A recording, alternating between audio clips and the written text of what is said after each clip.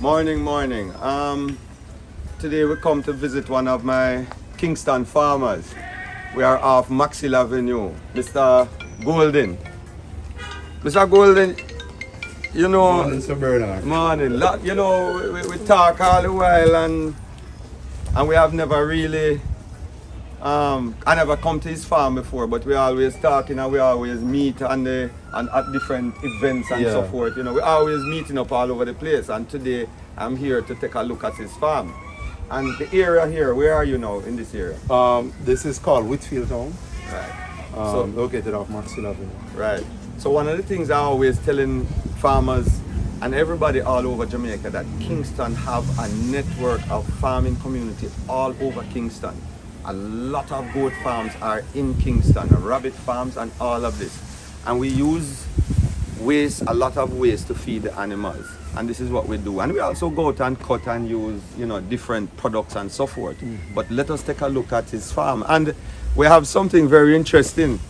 His mother helps him look after the farm because, you know, he's always She runs things. Yeah. So from your barn, she run things. Yes. She's still a run things. And she has been doing a good job. All right. So let us take a look and see what she's doing. Now, mommy is shy, but we still have to put her in the picture, you know, because she's very shy.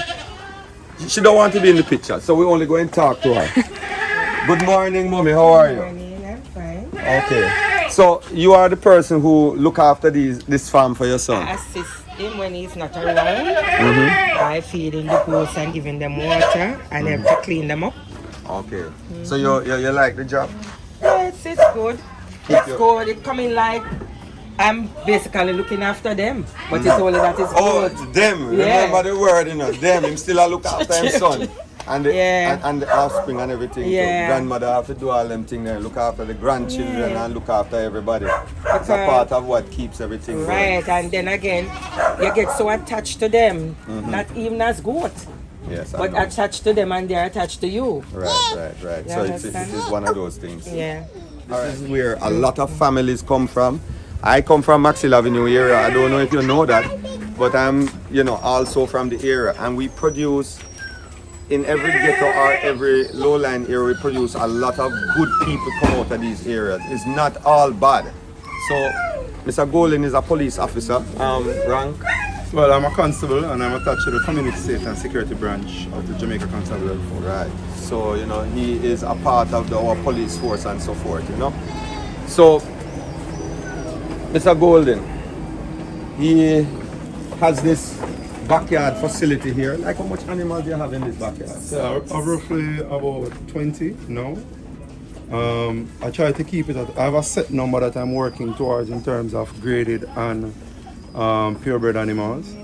I have met the quota for my graded. I am now in the process of putting in some additional animals to meet the quota for my purebred or full bloodline of animals. For me, I basically started last year, February, just when Corona was picking up. Right. And one of my business that I had was going down. Right. So what I did was to just transition into goats. So not to have that lull in terms of work and business. One of the things is that a lot of farmers, when they start these backyard farming, you know, because sometimes we have extra time and we need to put our energy into other means to grow. Now, one of the things you can look at is that he's utilizing a lot of pallet. If you can see over there, he has all those pallet stuff there, and you know, a lot of pallet is used. And you can see, if you look at his pen, he's using a lot of recycled material to build his pen, you know, which is one of the things that a lot of farmers are doing, you know. Recycle zinc and the boards and the mesh, you know, to put up these facilities. So these facilities become inexpensive, basically. Because most of the pallets I get them. Right. And then what I buy is I probably buy the zincs used and so forth. But basically that's it. And then for this facility I built this by hand from scratch. Sometimes I was 12 o'clock in the night, I'm still running a beat board just to get it up. Love and passion. Goat rearing does that to you. You know, make you really spend time and, you know, late hours and do all those kind of things. So we're going to take a look at the animals here now and, you know, have another discussion. You know.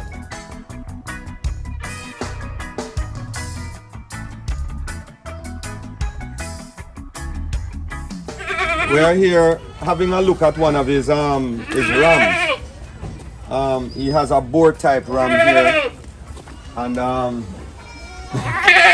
this, as you can see, some kind of romance going on here.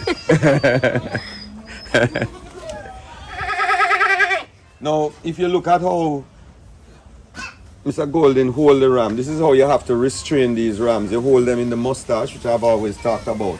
That's how you really control them. If you look at what he's doing. These animals are very heavy and they can weigh 200-300 pounds, and it's possible to push him down. So, you know, you have to be careful. There. Alright, let's behave now. When you finish, I'll give you some stuff. That's ready. Alright. So, one of the things is that this animal, as Mr. Golding just told me, it's a graded boar. Now, if you look at this animal, it is possible that people can sell, I've seen people around the place sell animals looking like this as a purebred boar. And people are even talking about full bred, and I don't even think there's any full bred inside in Jamaica. There were 1 and 2 full bred, like I think a ram came here and so forth. But in terms of the registry and the preservation of that full bred line, there is no, in my opinion, there is no full bred boar in Jamaica. They are really just purebred. Now, Mr. Golding, I saw you made a post the other day when we were talking about the Kalahari Red. Now, you tell it, the Kalahari Red is a breed type all on its own. Alright, so like the boer are in many countries. What they do to increase meat production, or what they consider food security, is to look at animals and try to get the optimum out of the animals to fit the conditions of the animals, basically, or the condition of the country that the animals would grow in. Being heat tolerant and being able to handle, you know, dry conditions, and being able to handle the environment, hot weather. Just like in, you know, the cold countries, they breed the sheep, you know, the wool type sheep and the heavy wool, so that they can handle the cold weather. So you have animals that are heat tolerant, and you have animals that are, we could say, cold tolerant. Right.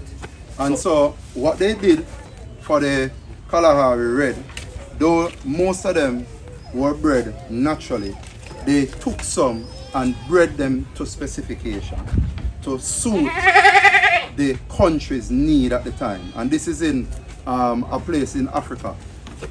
They call Kalahari. And that's how the breed basically got its name. What you have though, being replicated around the world, in the US and in Canada, is a red goat. And what they did was to breed that red goat, and then based on the breed specification again, and this is where a registry comes in, they classify that animal as either a red boar, which is basically what is taking place now. They're ruling out the whole matter of Kalahari, the name Kalahari, and looking at it as the red boar.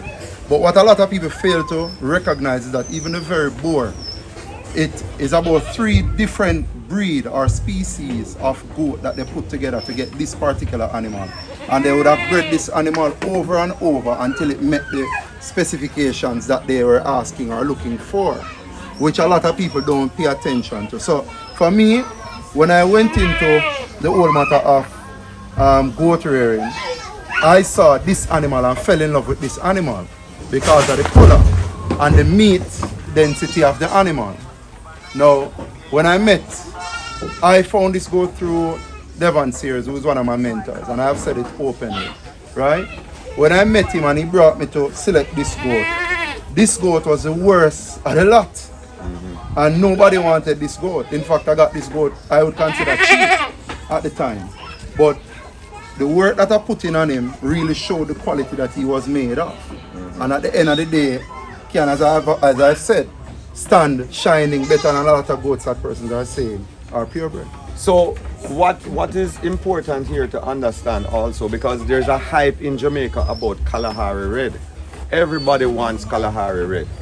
I want everybody to know that if you got Kalahari Red semen and you cross it with a purebred boar female, the kids that you get is going to be a graded animal. Those kids are not going to be a purebred animal. Relevant. It cannot be a purebred animal. So if you cross a Nubian, a purebred Nubian, with a purebred boar, you are going to get a graded animal. You are not going to have a purebred of anything or any sort. But remember, they classify those animals as strictly AI. Right. So they don't unless you put that animal with its own breed to get, you then say it's an improved breed to what you had before. So you're improving. And as such, you can't classify it as just stone cold full blood without any form of testing, any form of, I know I talked to Samuel Golding, and what he does for his animal is that he does a DNA on all of them. Yes. Which outlines how much percentage of the boar gene exists in his goat. And all of his goats will get the 100% because he breeds within a specific, and he buys that and brings back to his farms. It means that in Jamaica, maybe we don't really know, we are not 100% sure of what it is that we have. We have to do genetic profiling, we have to do, and we don't have a registry now. So whenever you go out there, farmers, and you buy animals, always remember you are not 100% certain of what you are buying.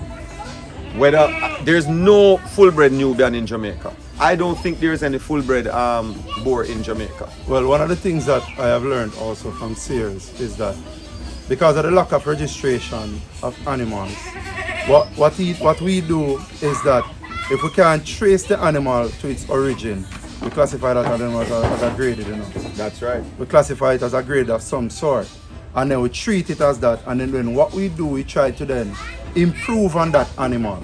Right. So we either put an animal that we can trace some traceability on that animal, and then breed that animal up to the standard, as also to breed to fit the characteristics, the profile of that animal that is required. So for the Nubians, the ears and the Roman is one of the key features of the Nubian. And some persons question about the lankiness or the meat portions on a Nubian, Then you have the boar, the redhead, and you know that it's not always going to be a dark red. Sometimes it's light, but there are some other characteristics that must be present in terms of the animal, both for buck and both for does. And those are some of the things that I have learned, even in interacting with Mr. Bernard's program and talking to other senior farmers that I have come into contact with, who would have been there in the initial stages of the imported animals. And I do know you have some farmers who are doing line breeding. And I commend those farmers because what they're doing, they are trying to improve on what they had before. And as such, they can state claims because they have documentations to prove and to show how their animals get from stage 1 to 2. Here what is documentation, which is very important, farmers. I always, encouraging you. It's called the word record keeping. You have to have good record keeping. So for example, if you are doing record keeping and you use a AI, which Jamaica has a lot of semen now from full bred available in Jamaica. If you use full bred semen on an animal, you have now improved your breed, and you are now almost certain that you are moving the percentage lines upwards. And through genetic profiling, you can test the animal and see at what percentage you are. That is not being done now, as far as I know, by anybody. Nobody here the is facility doing is here. The facility is here, but they're not practicing. It's not practicing it.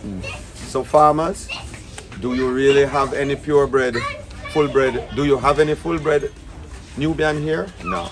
Do you really have any full-bred boar here? No, I would say no. It's almost like you're looking at all graded animals.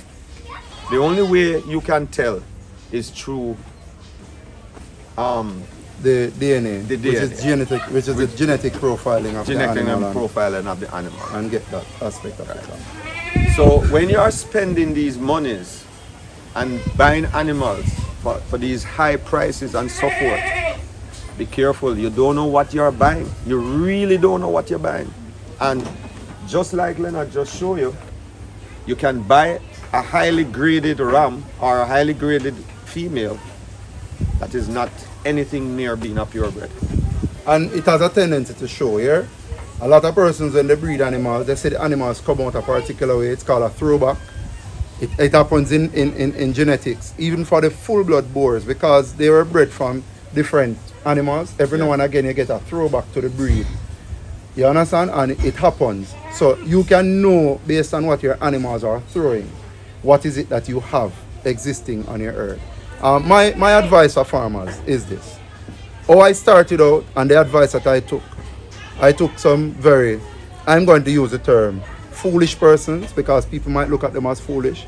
I took Devon Sears, I took my brethren Joe Campbell, my brother-in-law that, and I took some other person's advice when I went into farming. For me, I started small. I went into my natives, and I went into some graded. And I started from there and spent time to understand the different cultures that exist within goat rearing. The whole matter of pest control in terms of Internal worms, parasites, internals, etc. and external. I spent time in understanding nutrition, what we get from Khalil Brown. You understand, he played an integral role in coming and teaching me those things. And I spent time in understanding breed selection and how to select an animal for breeding. So for me, I don't buy an animal that I am not willing to keep on my farm, and I don't sell an animal that I am not willing to buy back and put on my farm. Because when I look at an animal, if he doesn't fit a certain, he or she doesn't carry a certain look, Sir Bernard, I'm not going to buy that animal. You want to call it? I'm going to cull it.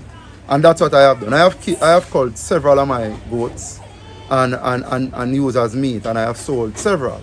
But I have always said to persons, I have never had a customer, Mr. Bernard, that has called me back to say, I have sold them. And for me, I have also given persons goats that are pregnant by my buck and by another Nubian buck that I use, that I share.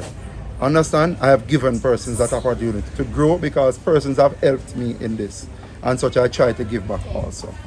Another thing that I wanted to cover, when you have your graded and you want to improve your herd, one of the things, the best thing to do when you are improving is try as best as possible to get a purebred ram.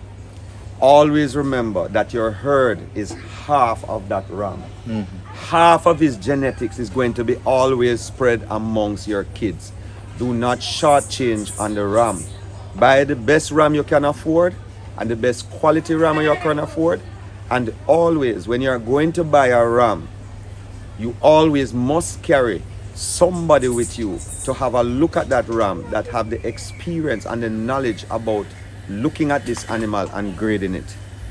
Even me myself, I have been in this thing a long time, and if I am going to buy a ram, I always carry somebody Always with have a me. second opinion. I always have a second opinion, because you know something, we get so excited about goat that when we go and we see a ram, we are so excited in our head. We miss a little detail. And we don't see what we're supposed to be seeing, because we get some animals with split balls, we get some animals with shrinking balls. And we don't see it because we're so excited. Oh Lord, I'm going to now get a purebred ram. And the excitement, our farmers, Mr. Bernard, what do you think about this? But they don't want my opinion, you know. They're still asking because they want me to say something, and I don't comment most of the time. Because a picture is not enough. You can't look at a picture and tell, you know, really, you have to physically touch the animal, physically be there with the animal. You have to see it, and you have to spend some time to look at it. And I tell you, I can tell you for myself, when I go and look at a goat, I am so excited that all I want to do is put my hand in the money pocket and take out the money and pay for it. Mm-hmm. I have to have somebody with me to say, hold on themselves, you know, and we take a discussion and look at it, and sometimes we walk away from that situation. So, you know, you have to be careful with this buying process. Mr. Golding, thank you for inviting me to your farm. Man, always a pleasure. We're going to take a little look inside and, you know, take a look. And it's a pleasure to be here with Mr. Golding today.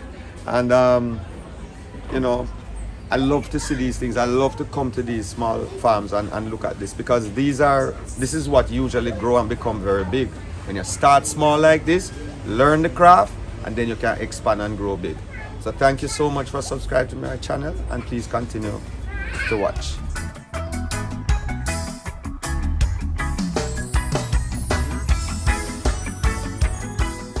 This is a one of Nice my graded, little yeah, it's a graded Nubian. He's just 1 month, 3 weeks today. You have proper record keeping. Yeah man, I have my records.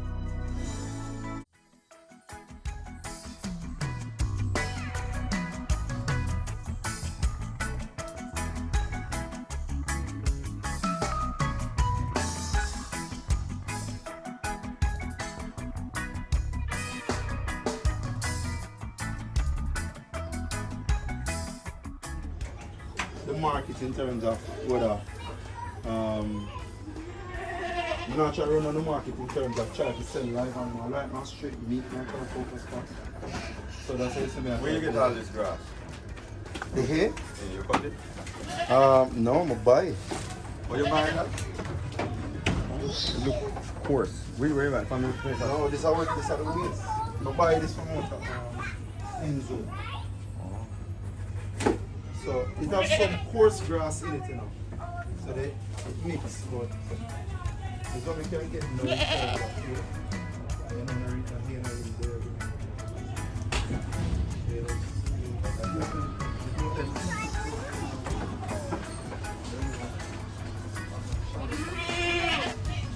This goat is my buck. And a native mother, and a little native mother, and they them powerful. And these also